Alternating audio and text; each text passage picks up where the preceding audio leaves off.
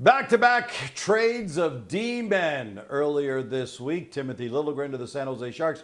Olli Määttä to Utah Hockey Club. To talk about it, here's insider Pierre LeBrun. Pierre, it was clear that Timothy Liljegren was not part of the Leafs' long-term plans, so he had to go. The problem was they had a hard time finding someone willing to take on the Leafs' former D-Man. So to the Sharks for a third and sixth round pick and D-Man Matt Benning. As it turns out, Pierre, not only was that the best offer, it was really the only offer.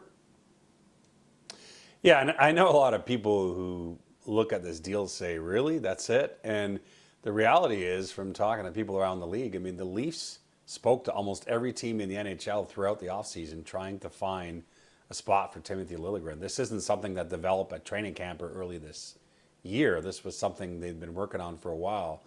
And it played into why they signed him to the 2-year extension in the summer. Instead of going to arbitration and maybe risking a $4 million award for Liljegren, the Leafs thought it would be more wise to sign him to that 2-year deal for less money, and also structured it in a way where they paid him a $2.4 million signing bonus July 1st, which again, the Leafs thought would help moving him in season here, which has happened. But even in season, this was a pretty lukewarm market, unfortunately, for Timothy Liljegren. There just wasn't a lot of interest. San Jose, truly the only team that was ready to act now. A couple other teams were talking about him internally, but the Sharks really the only team ready to make that deal now. And I think timing-wise for Toronto, Hakanpää is getting closer, so they had to sort of act here. And I know Liljegren, from talking to his agent, he's happy to get a new opportunity. He needed a fresh start. He'll get a job in San Jose on the rebuilding Sharks, that's for sure. So I think everyone's happy with this deal. But at the end of the day, one of the things to remember too is the Leafs still have roster issues here.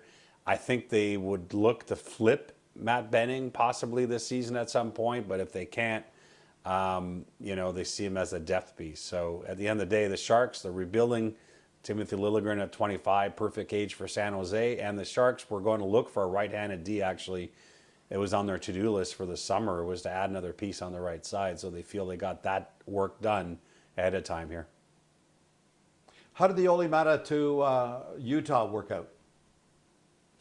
Yeah, so, it's interesting because I'm sure the Leafs would have loved Utah to make an offer on Timothy Liljegren when Utah lost Sean Durzi and, of course, John Marino before that. But we talked about this last week, Gino. Liljegren was not a player of interest in reality to Utah because he had another year on that deal. Utah was really looking for a pending UFA. Like I said last week, the prime target, I think, was Provorov in Columbus, but the Blue Jackets are not ready to go down that route yet. The Blue Jackets are off to a surprising start. They're not ready to start selling off parts.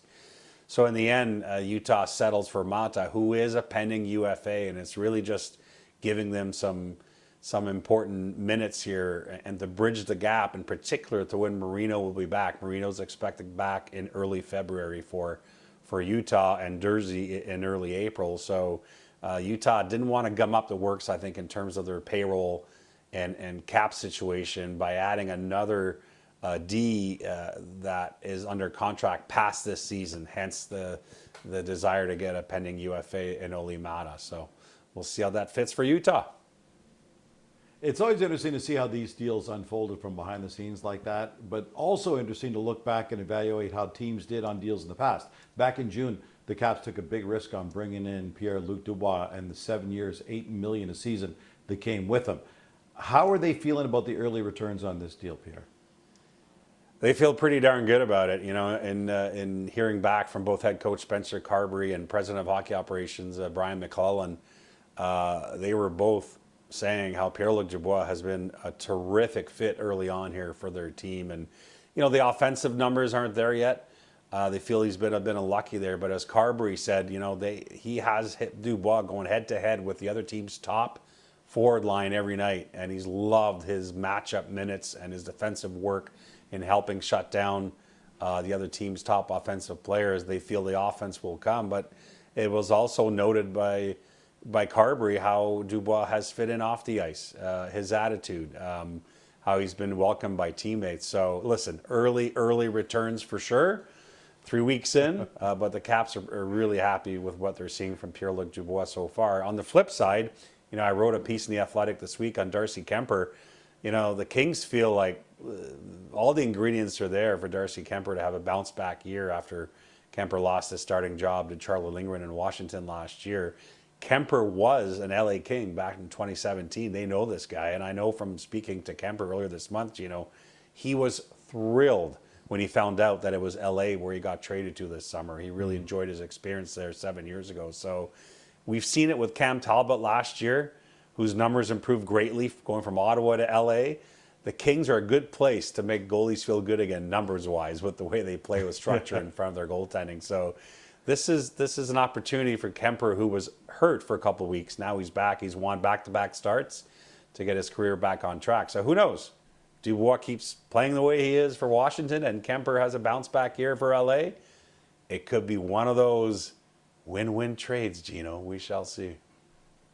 You know what? It's always nice to see it work out for both teams involved in a deal. That is Early Trading Talk with Pierre LeBrun.